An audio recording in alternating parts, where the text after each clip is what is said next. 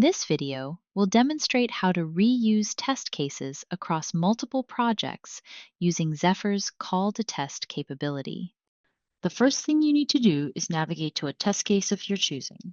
From here, navigate to the test script part of your test case and ensure that your test case type is set to step by step. Then, within your test case, you can simply just click this button over here and build out your end-to-end workflow. By doing that, you're able to reuse any test case inside of Zephyr. You're also not limited to a single Jira project either, so you can go across multiple Jira projects and reuse a test case from there. For now, I will select this test case from my current project for this step. Let me get rid of this step as it is unnecessary for my use case here. Here you can see that it imported the entire test case.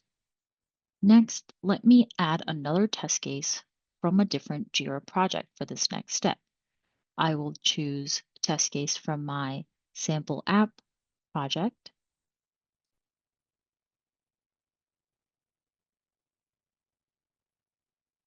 And here you can see that it still includes the associated test steps and references the specific test case from that different project.